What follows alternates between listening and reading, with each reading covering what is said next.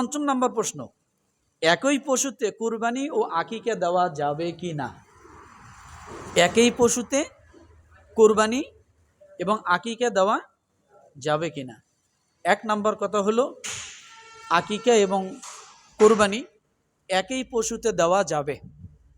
একই পশুতে কি দেওয়া যাবে?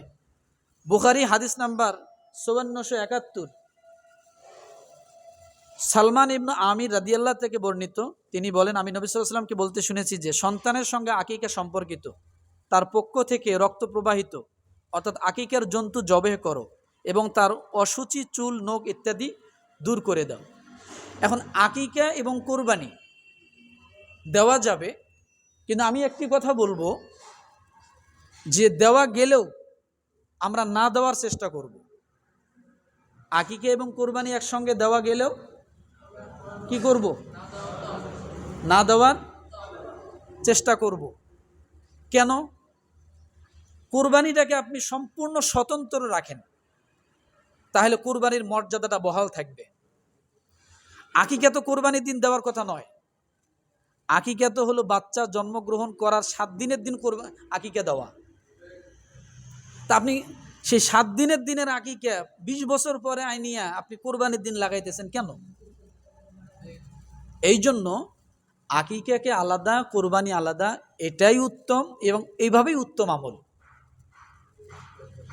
কারণ তাহলে আকিকার মর্যাদাটা ঠিক থাকে, কুরবানির মর্যাদাটাও স্বতন্ত্রভাবে কি ঠিক থাকে। তো এই জন্য আমরা আকিকা কবে করব? 7 দিনের দিন, এটাই উত্তম।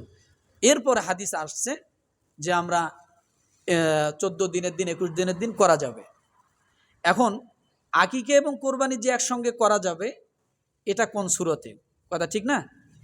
আকিকা এবং কোরবানি, আকিকা যে শব্দ ব্যবহার করা হয়েছে, কোরবানিতেও একই শব্দ ব্যবহার করা হয়েছে। আকিকাকেও নুসুক শব্দ ব্যবহার করা হয়েছে, কোরবানিকেও নুসুক শব্দ ব্যবহার করা হয়েছে। তাহলে আকিকার ক্ষেত্রে এটা হাদিসের ভাষা, আবার কোরআনের ভাষাও তো নুসুক আছে। তো এই জন্য নুসুক শব্দের অর্থ হলো পশু জবাই করা। কি করা বলেন? তাহলে এই পশু জবাই আকিকার মাধ্যমেও তো হয় পশু জবাই, আর কোরবানির মাধ্যমেও কি হয়? পশু জবাই। তাহলে আকিকা এবং পশু যেহেতু কাজ একই, পশু জবাই করা, আকিকাতেও যা করা হয় কোরবানিতেও তাই করা হয়। এই জন্য বলা হয়েছে, একটি শব্দ যেহেতু ব্যবহার করা হয়েছে নুসুক, আর আল্লাহ সাল্লাল্লাহু আলাইহি ওয়াসাল্লাম নিজে বলেছেন যে তোমরা সন্তানের কুরবানি করো। কার কুরবানি?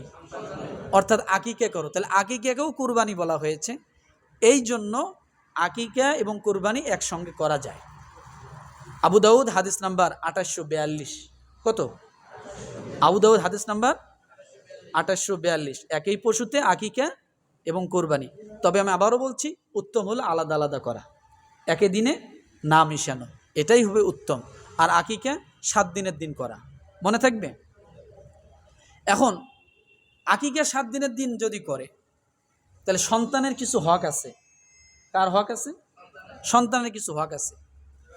জন্মের পরে কানে আজান, এটা হলো সন্তানের হক। যখন একটা সন্তান জন্মগ্রহণ করবে, সর্বপ্রথম কি করবে? কানে আজান দিবে। দ্বিতীয় নম্বরে সন্তানের হক হলো আকিকা করা। তৃতীয় নম্বরে সন্তানের হক হলো সুন্দর একটা নাম রাখা। তৃতীয় নম্বরে 7 দিনের দিন আকিকার মাধ্যমে মাথাচুল কামানো।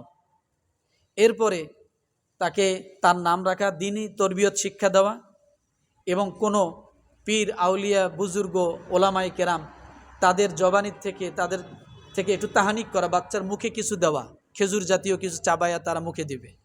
এগুলো সন্তানের হক। কিন্তু আজকে আমরা তো এগুলো আসলে করি না। আজান দেই, আজানের কথা মনেই থাকে না। কথা ঠিক না? আকিকে করি না, কিন্তু আমরা 20,000 টাকার মিষ্টি কিনছি, 10,000 টাকার মিষ্টি কিনছি। আসলে এটা উচিত না।